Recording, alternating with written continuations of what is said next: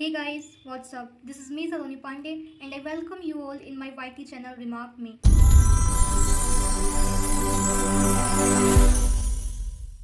Today I'll explain you the very important topic of class 10th, chapter 1st biology. This particular video is all about the alimentary canal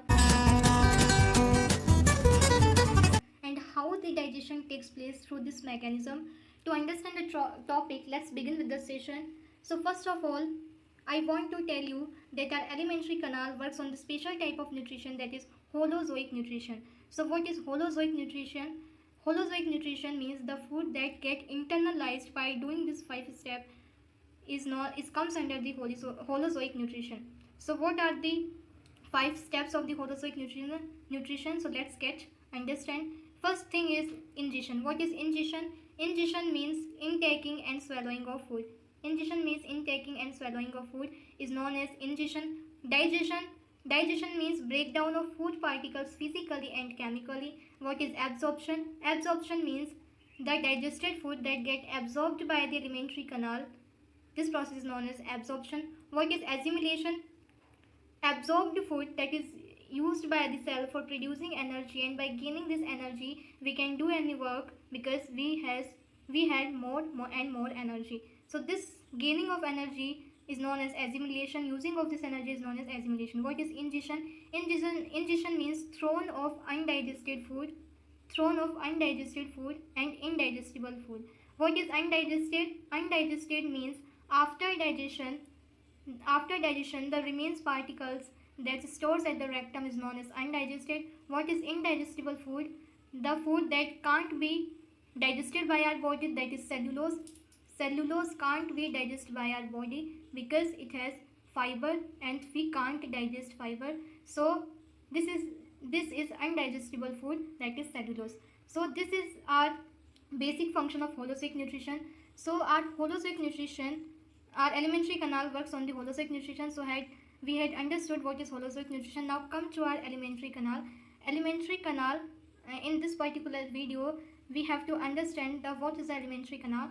So basic point that you need to understand, that is alimentary canal is a 9-meter long tube consists of buccal cavity, pharynx, esophagus, that is food pipe, stomach, liver, gallbladder, pancreas, small intestine, large intestine, rectum and anus. This is the parts of the alimentary canal that I told you. That next point is it starts at the mouth. As you can see over here, the alimentary canal is starting at the mouth and it ends at the anus. This is ending at the point, that is anus. This is our anus. So it starts at the mouth and ends at the anus. Starch digestion starts in the mouth because of the presence of salivary glands that secretes enzyme. This is very important point that you need to understand, that the starch digestion starts at the mouth. Why? Because of the presence of salivary glands. Why the presence of salivary glands starch digestion starts? Because it produces enzymes due to which chemical digestion takes place at the mouth. Now the third point is our alimentary canal works on the holozoic nutrition, as we already understood. Fourth point is our alimentary canal has 6 major salivary glands. And the fifth point is liver has no any digestive enzymes. If anybody say, what is there any digestive enzymes found in the liver? So what should be your answer? No digestive enzymes found in the liver. Now this is the basic points of the alimentary canal. To understand the function of the alimentary canal, we have to understand the alimentary canal by this diagram. This diagram explains you the function of the alimentary canal, the function of the parts of the alimentary canal. So to understand this one, let's begin with the diagram. So in this diagram, first of all, you can see that there is nasal cavity. What is nasal cavity? This is nasal cavity that after converts into respiratory tract. This is written over here. What is respiratory tract? Respiratory tract is a windpipe, and this nasal cavity and windpipe come under the respiration process. So there is no need to understand the respiratory tract and nasal cavity in the alimentary canal. So our alimentary canal, so understand the below there is written over here buccal cavity. What is the role of the buccal cavity? It has tongue, teeth and salivary glands that help in the digestion of food. What is the role of tongue? Tongue mixes the food. What is the role of tongue? Tongue mixes the food. What is the role of teeth? It helps in chewing the food. What is the role of salivary glands? It helps in the secretion of salivary amylase. It helps in the secretion of salivary amylase. What is salivary amylase? Salivary amylase breakdown of food particles by secreting of enzymes is known as salivary amylase. That's salivary amylase secreted by the salivary glands. One of the example of salivary amylase, that is ptyalin. Ptyalin is a salivary amylase. It helps in the digestion of food, that is written below the ptyalin. Now you can see above, that is sky color mastication.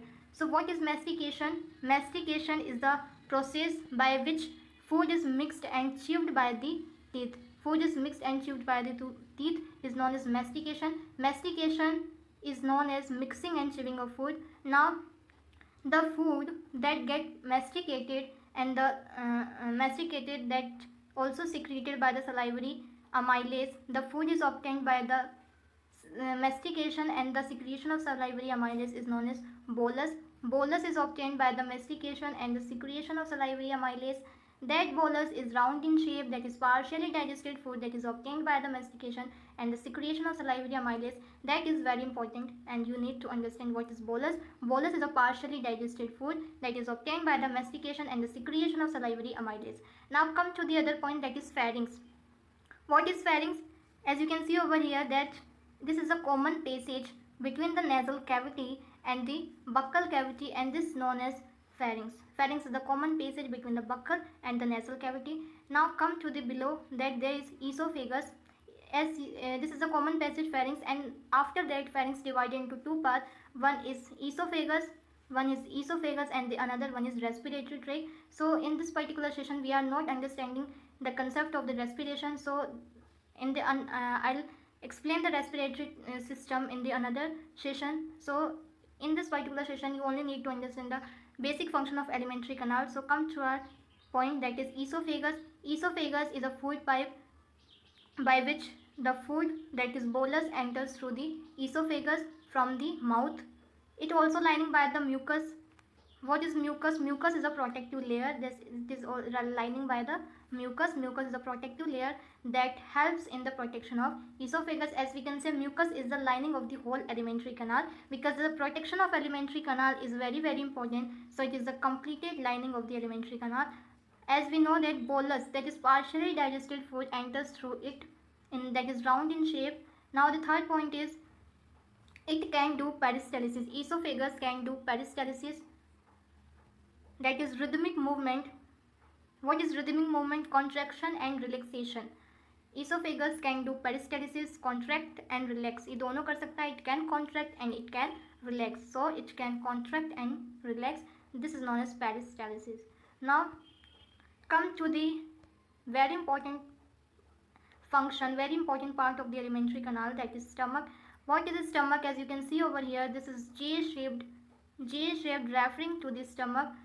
What is the function of the stomach? Stomach produces HCl. Stomach produces HCl. It also produces the gastric juices. Stomach produces the gastric juices. It also lining by the mucus. Mucus is the complete lining of the alimentary canal, as I already told you. In stomach, bolus enters through the esophagus. The food, the bolus, that is partially digested food, is coming from the mouth. It enters into the esophagus, and then it also comes into the stomach by the pipe of the esophagus. Now this bolus entered in the stomach, and because of the presence of HCl, some basic function that takes place in the stomach, because HCl is acidic in nature, it maintains the pH of the bolus. It is antibacterial, means when the bacteria is inside the stomach, that is killed by the HCl, because HCl is antibacterial in nature. It also converts pepsinogen. That is inactive in nature into active pepsin. It converts inactive pepsinogen into active pepsin. That is very very important. Fourth point is it helps in protein digestion. It also helps in protein digestion. Sometimes it helps in protein digestion. This all about the HCl function. Now we understand the function of stomach. Stomach has the HCl. It also has the gastric juices. It is also lining by the mucus. Bolus enters through it. and the function of the HCl. Now that's the very important point is when the food is entering the bolus that come into the stomach, and because of the presence of the HCl, this bolus is convert into chyme. This is acidic in nature because of the presence of the HCl. Now the function of chyme, the role of the chyme, I'll tell you right now after the explaining of the liver. Now what is liver?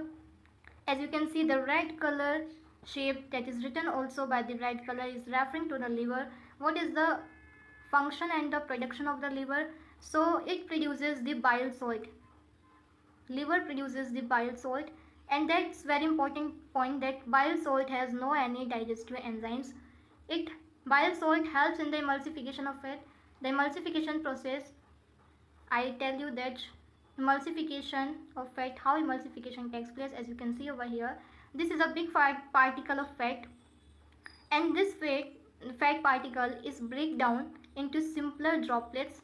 This is a droplet, this is break down into simpler droplets, and due to this breakdown, the surface area of the lipids increases, and by increasing the surface area, it can do lipases. But how it can do lipases? Because by doing the lipases, there is required that digestive enzyme, but bile salt has no any digestive enzymes, and as we already told you that liver has no any digestive enzymes.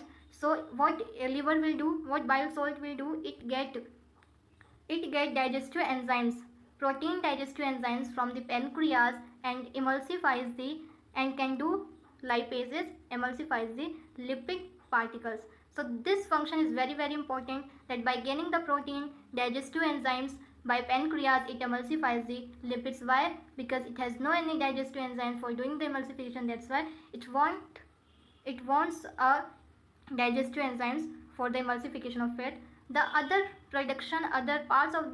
function of the liver is it also produces bile pigments. What is the bile pigments? It is the broken particle of hemoglobin. What is this? This color to the feces. The other third point is bile carbonates. Liver also produces bile carbonates. What is bile carbonates? Bile has carbonates, is known as bile carbonates. Now below the liver, as you can see over here, this green color shape is referring to the gallbladder. What is the function of gallbladder? Gallbladder stores the bile juices. As we directly say that the production of bile juices takes place in the liver, and the storage of bile juices takes place in the gallbladder. So what is the function of gallbladder? It stores the bile juices. Now come to the other point, that is pancreas. As you can see over here, this is pink leaf referring to the pancreas. Leaf like structure is referring to the pancreas. What is the function of pancreas? What is the production of pancreas? It produces the pancreatic juices. As we can say that pancreas secretes most of the digestive enzymes as well as pancreatic juices that helps in the digestion. A very important point that is coming from this pancreas and the liver, that is when the secretion of liver and pancreas takes place, then this chyme is changed into alkaline in nature. Why? Because of the secretion of liver and pancreas, chyme change into alkaline. Chyme is acidic in nature, then it change into alkaline by the secretion of pancreas and the liver. Now this conversion of chyme into alkaline in nature takes place at the site of duodenum. What is duodenum? Duodenum is a part of the small intestine, and the small intestine has three major parts. The first one is duodenum, where the chyme change into alkaline because of the secretion of the pancreas and the liver. The second part is jejunum of small intestine. The third part is ileum. It is three parts. These three are the parts of small intestine. So there is need to be understand what is the function of small intestine. So it has folded structure. As you can see over here, there is finger-like projection, that is folded structure. This also creates a finger-like projection. This folded structure. This foldation creates a major thing, that is it creates a finger-like projection, and this finger-like projection is known as villi and microvilli. About this villi and microvilli, we'll discuss about that in the by completed the function of the small intestine. So the another function of small intestine is it has intestinal digestive enzymes. It has intestinal digestive enzyme, as we can say that small intestine and the pancreas has major digestive enzymes. That's why the major absorption and digestion takes place here, the small intestine. So small intestine is the site for major digestion and absorption of food. It also converts complex food into simpler food. It also converts complex food into simpler food. The parts that we had already discussed, that is duodenum, jejunum and ileum. Duodenum, jejunum and ileum are the parts of the small intestine. Why small intestine is known as small intestine? Because it has less diameter. Well, how much diameter? 6 meter. 6 meter diameter. It has very less diameter. That's why it is known as small intestine. Now we have to understand what is villi and microvilli. So as you can see over here, this is finger-like projection. This is finger-like projection. When we see this foliage structure by the microscope, then we see that this is finger-like projection, and this finger-like projection is known as villi. Villi is the finger-like projection, and when we see this villi again into the microscope, then we can easily see that it also has a finger-like projection, and this finger-like projection is known as microvilli because it is the part of the villi, and the finger-like projection of villi is known as microvilli. So I hope that you understood the small intestine. Now come to the other point, that is large intestine. What is large intestine?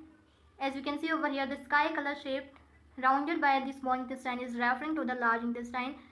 Why this is known as large intestine? Because it has more diameter as compared to the small intestine. Parts of the large intestine is cecum, colon and rectum. These are the parts of the large intestine.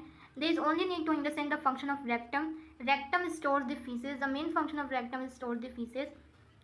What is the function of large intestine? It helps in the water and mineral digestion. It helps in water and mineral digestion because almost digestion takes place into the small intestine. Only water and mineral digestion takes place in the large intestine. Now, as you can see over here, this is rectum where the storage of feces takes place, and below the rectum there is anus. What is the function of anus? At the site of anus, egestion takes place. Egestion means throwing of undigested and indigestible food takes place at the site of anus. Now as you can see over here, there is sky color written over here, that is appendix. What is the role of appendix? It helps in cellulose digestion at the time of ancestor, but now at time it are not helpful at the time. It is not useful at the time because appendix is no more. So in this part we understood the function of the alimentary canal. Main points that you need to understand by this alimentary canal, that bolus that is non-acidic in nature, the bolus that is non-acidic in nature is converted into chyme that is acidic in nature and again converted into alkaline. Bolus, production of bolus takes place in the salivary gland and at the mouth, and the production of chyme takes place at the stomach, and the production of alkaline takes place at the duodenum, that is the part of the small intestine. Now that is another point that need to be understood, that small intestine and pancreas has lots of enzymes. These two basic parts of the alimentary canal has lots of the enzymes, and because of this secretion of lots of enzymes, the digestion is completely takes place through this process of alimentary canal. So in this session we have understood the basic function of the alimentary canal. If you guys want to get the PPT of this session, then join my Telegram channel. That link is given below in the description box. If this session is helpful for you, so please hit the like button and subscribe my channel so that you will get notification of my upcoming sessions. Thank you for